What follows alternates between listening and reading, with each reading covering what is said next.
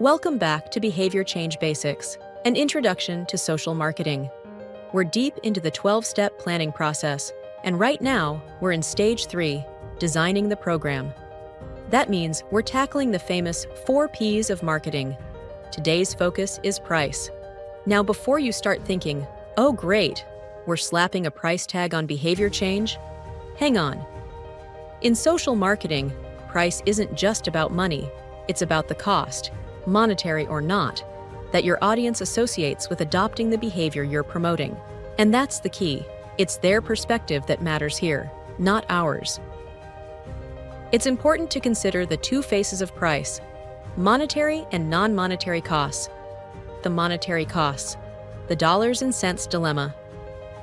Sometimes, adopting a new behavior comes with real financial costs. Maybe your audience needs to buy something, like reusable bags to cut down on plastic waste, a helmet for safe biking, or gym shoes to get active. But there's more to it than just the obvious purchases. People might feel they need additional support tools, like a gym membership instead of just sneakers, or a fancy dog leash attachment to carry waste bags when picking up after their pet. Even transportation can be a factor. If you're asking people to drive less, they might perceive they need to buy a bus pass or a bike. And let's not forget hidden costs. Say you're promoting exercise. People might think, okay, I need workout clothes, proper shoes, a water bottle. Then they may realize, wait, I'll also need a babysitter so I can actually go to the gym. These all add up, and if we don't consider them, we risk losing our audience before we even start. Now let's consider the non-monetary costs, the hidden deal breakers. Here's where things get really interesting. In many cases, non-monetary costs are even more significant than monetary ones. If people feel an action will cost them in terms of time, effort, social standing, or personal comfort, they're less likely to do it. It's important to identify all of the non-monetary costs that might concern your audience. What are the social costs? Behavior change can feel awkward or even embarrassing. Picking up dog waste in public? Not exactly glamorous. Quitting smoking when your work buddies all smoke together? That might mean losing your social circle. What about the psychological costs? Some behaviors force people to confront difficult realities. Admitting a drinking problem or facing the challenge of quitting smoking can be overwhelming. Lack of confidence in their ability to succeed can be a major barrier.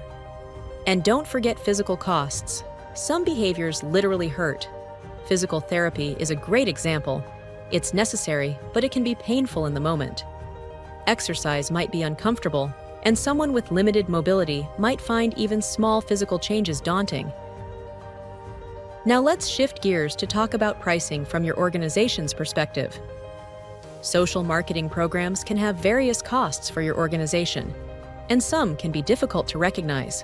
We covered budget planning in Step 7, but price is still relevant here. You'll need to decide if your program will operate at a loss, as many social programs do, funded by grants or government support. Recover some costs. Partial funding can come from participant fees or strategic partnerships.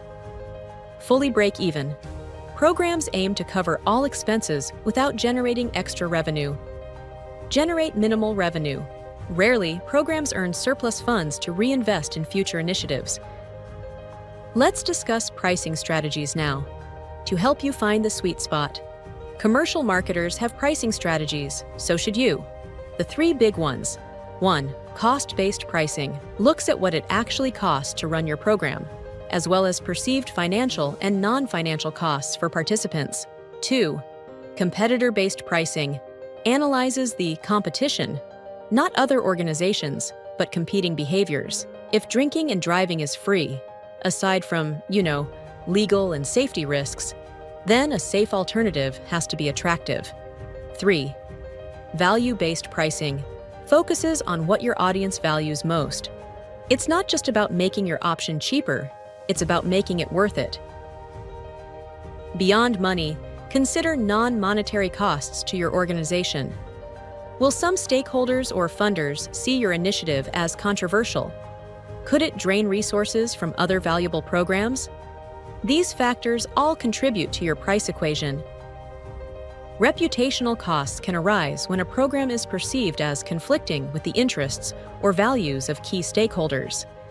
For instance, if your initiative promotes harm reduction strategies, such as needle exchange programs or supervised consumption sites, some funders, policymakers, or community groups might view it as controversial. Even if the public health evidence strongly supports it, a reputational hit could result in reduced funding, lost partnerships, or even public backlash.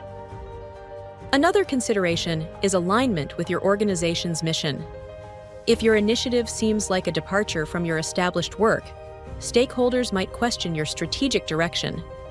For example, if an environmental nonprofit suddenly starts promoting a program that partners with large corporations known for pollution, the core audience may see it as a conflict of values, potentially damaging trust and engagement. There's also the risk of lost opportunity costs, meaning the time, money, and effort spent on one initiative might come at the expense of another.